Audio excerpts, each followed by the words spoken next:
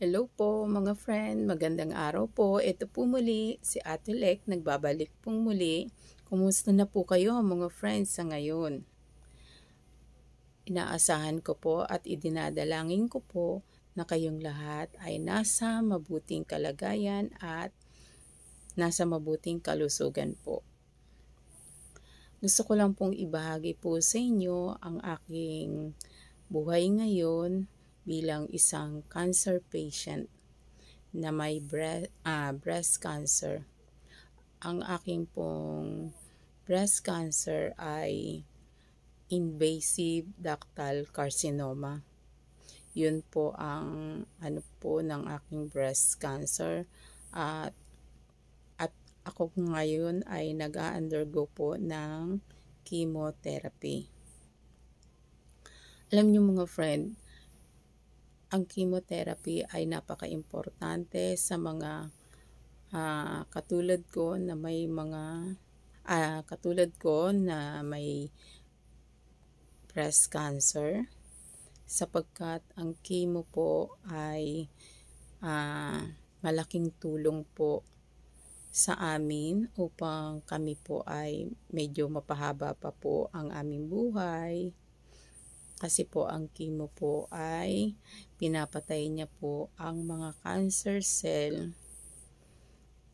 sa aming katawan. Ngunit ang ano nga lang po ay medyo nadadamay lang po yung mga ibang good cell. Kaya po medyo alam nyo po yun, bumababa po yung aming immune system na nag-undergo po ng chemotherapy. Ang chemotherapy po ay marami pong side effects at ang isa po sa mga side effects po ay ito po, friend. Blister o pag ano ba tawag nito sa Tagalog ay paltos. Ayan, nagkaroon po ng paltos. May blister po ako. Kasi po mga friend, tapos na po yung aking yung pang 7 cycle po ng aking chemo. Natapos na po at ito po yung turukan. Diyan po itinurok yung parang ano ba yun, yung karayom po. Kasi kinakabitan po kami ng dextrose. Ako po pala. Kinakabitan po ako ng dextrose at doon sa pinag-anuhan ay nagkakaroon po ng ganyan. Ayan, nagkaroon po ako ng blister. Hindi naman ano po to, okay lang naman po kasi syempre isa po to sa mga side effects na kailangan pagdaanan ng mga nagkikimo at hindi naman ako parang nababahala kasi gagaling din naman po yan. Parang katulad po nito, nawala na po. Yan. Gagaling din po siya, lalo pag natapos na po yung chemo. Lahat po ng mga side effects ay mawawala din pagka nag-graduate na ako sa chemotherapy. Malapit na po kasi bali hanggang 8 cycles po yata yung aking chemo. At malapit na po akong graduate sa pagkikimo.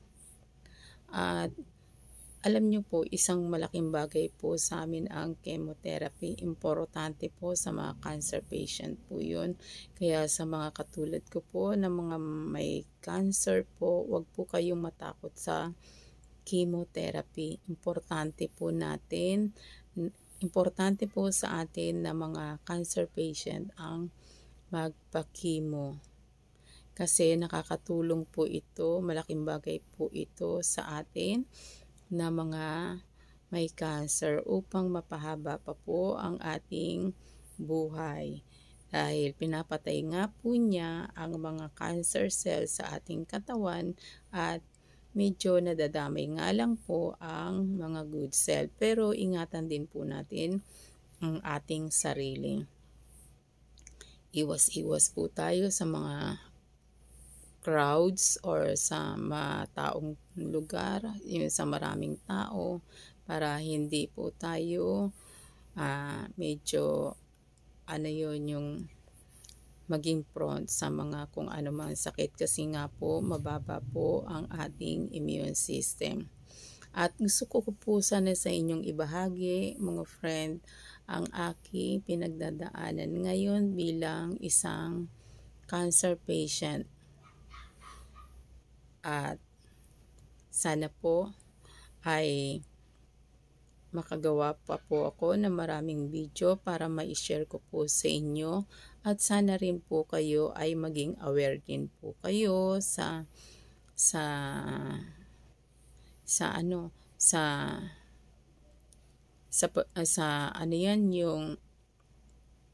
sa ating katawan.